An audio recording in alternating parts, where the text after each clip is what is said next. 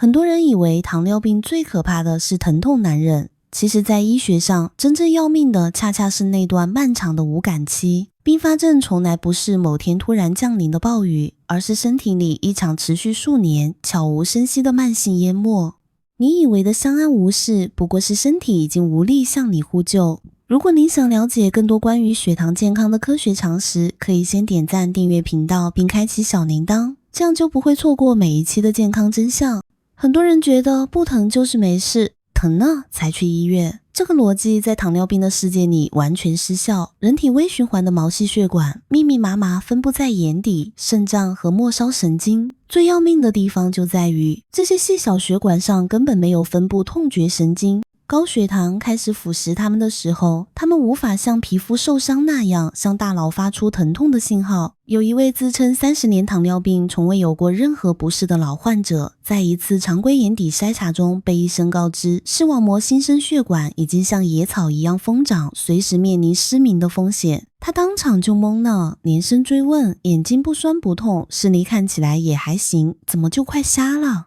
医生告诉他，血管长期泡在高糖环境里发生了焦糖化，就好比被高浓度糖浆黏住，慢慢失去了输送氧气和营养的能力。眼底为了自救，只能拼命长出一批质量极差的脆弱新生血管，而这些血管极易破裂出血。整个过程因为没有痛觉神经参与，患者毫无感觉。疼是身体给我们的最后通牒，而不疼才是糖尿病最深层的陷阱。当你因为不疼而放松警惕，那些悄无声息的损害每一天都在发生。等到真正视力模糊、感觉发麻的那一天，往往已经到了难以挽回的阶段。坦白说，很多人对糖尿病的防治都存在一种侥幸心理，觉得只要以后注意就行，现在还早。但医学界有一个非常残酷的铁律，叫做代谢记忆。简单来说，我们的细胞是有记忆功能的，它们会默默记下你曾经欠下的每一笔旧账。李先生在确诊糖尿病的前5年里，因为身体没有任何不适，依然每天大鱼大肉，既不吃药也不控制饮食。到了第6年，他看到病友因并发症住院，终于慌了，开始疯狂运动，严格配合医生用药，很快把血糖控制得非常漂亮，空腹和餐后指标都逼近了正常人的水平。可是到了第8年，体检结果依然给了他当头一棒。早期糖尿病肾病，李先生百思不得其解，明明这2年已经洗心革面，血糖控得这么好，为什么并发症还是来了？医生告诉他，这就是代谢记忆在秋后算账。他确诊后的前5年，身体长期泡在高血糖里，虽然当时毫无症状，但高糖对血管内皮细胞造成的损伤，引发的基因表达改变，早已像一段坏账程序一样，写进了细胞的记忆深处。哪怕后来把血糖控制得再漂亮，当年的坏账程序依然会在几年后按照既定轨道悄悄启动，继续蚕食肾脏。这在医学上也被称为消失的黄金5年。确诊初期如果没有积极干预，哪怕事后拼命补救，也无法完全抹去早期留下的伤害。所以控糖这件事绝对拖不得，拖延的每一天都是在给未来的自己埋下无法撤销的隐患。很多人在控糖时还会陷入另一个误区，就是只盯着平均分看。糖化血红蛋白反映的是过去3个月的血糖平均水平，不少人每次查下来都是合格的 6.5%， 就觉得自己万事大吉，血管一定安全。患者老张就是这样，他的糖化血红蛋白每次都稳在 6.5% 左右，自以为控制的无懈可击。直到有一天，他开始视物模糊，双脚频繁发麻，去医院一查，眼底和末梢神经的血管早已千疮百孔。老张觉得委屈极了，每次考试都合格，怎么还是没躲过并发症？医生经过详细追问和连续监测才发现，老张为了应付每3个月一次的检查，经常在抽血前极度节食，甚至私自加药，而平时却忍不住暴饮暴食。这导致他的血糖在1天之内在 3.0 和 16.0 毫摩尔每升之间疯狂坐过山车。平均分算下来及格，但全身血管每天都在经历急速膨胀和骤然收缩的剧烈拉扯。这就好比跟普通的橡皮筋，你轻轻拉伸它能用很久，但每天把它用力扯到极限，再猛地放开，用不了多久就会彻底失去弹性，甚至断裂。忽高忽低的血糖就像一张粗糙的隐形砂纸，在血管内皮上反复摩擦，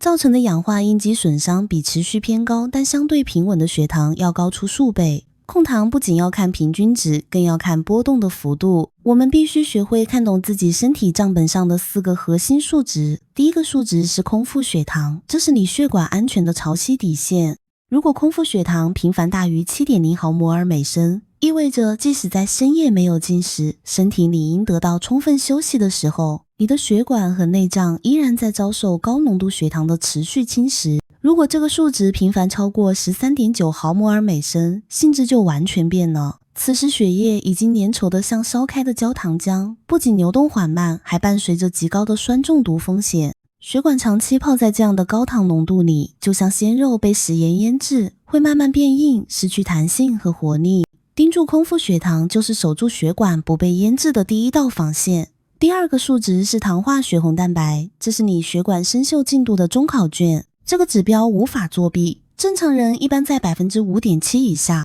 如果糖化血红蛋白大于等于 8.0%， 意味着在过去90天里，你身体里所有的红细胞都像裹了糖衣的冰糖葫芦，变得沉重而粘稠，在狭窄的微血管里根本无法正常通过，造成各处微循环缺氧和坏死。无论抽血前一天如何节食，也改变不了红细胞已经生锈的事实。这个数值精准记录着血管老化的速度，也是评估未来是否会发生肾衰竭、失明等重大并发症最权威的指标。第三个数值是血糖的波动幅度，也就是我们说的那张隐形砂纸。如果一天之内最高血糖减去最低血糖的差值大于 4.4 毫摩尔每升，这就是一个高度危险的信号。平静的湖水不会冲毁堤坝，狂暴的海浪才会持续起伏的血糖波动会刺激血管释放大量自由基，破坏血管内皮的完整性。想要平稳这个数值，日常有一个非常简单的方法，就是调整进餐顺序，先吃蔬菜，再吃肉类和蛋白质，最后吃主食。膳食纤维会在胃肠道里形成一层天然的保护膜，延缓碳水化合物的吸收速度，让餐后血糖像平缓的小山丘一样微微起伏，而不是像陡峭的悬崖那样暴涨暴跌。第四个数值是高血糖状态持续的累积年数。并发症的计算方式不是简单的加法，而是烈度乘以时间的复利。医学上有一个残酷的经验数据，微血管并发症往往在血糖控制不佳的第5年开始集中爆发。如果你在确诊后的前几年一直处于不痛不痒的无感状态，并因此拖延治疗，你以为自己只是拖延了吃药的时间，实际上是在给并发症积累高利贷的本金。在这5年的温水煮青蛙里，体内的代谢坏账不断累积，终将在某一天以极快的速度完成病变的最后拼图。盯紧这4个数值，就是我们在和身体的代谢记忆抢时间。说实话，糖尿病的终极较量是我们的日常习惯与细胞记忆之间的长期赛跑。很多人确诊之后会走向2个极端，一种是完全不在乎，照样放纵，该吃吃，该喝喝，觉得反正已经生病了，无所谓。另一种是极度焦虑，每天这也不敢吃，那也不敢碰，把自己搞得营养不良，甚至反复出现严重的低血糖。这2种做法都是在把身体推向深渊。控糖的真谛绝对不是追求极致的低血糖，更不是通过自虐式的节食来换取好看的数据。我们真正要追求的是一个稳字，只有血糖平稳，才能让受损的血管内皮得到喘息和修复的机会。在并发症来敲门之前，我们完全可以用每天微小的坚持，慢慢擦掉身体里曾经写下的高糖旧账。不要盲目不吃晚饭，而是把晚饭里的精米白面换成燕麦、荞麦等粗粮。不要做剧烈的对抗性运动，而是在餐后半小时进行30分钟的中速散步。这些看似不起眼的日常习惯，只要坚持下去，就会慢慢成为细胞新的健康记忆。身体是世界上最诚实的账本，你付出了多少关爱，它就回馈你多少健康。不要等到坏账无法收回的那一天，才去后悔当年的疏忽。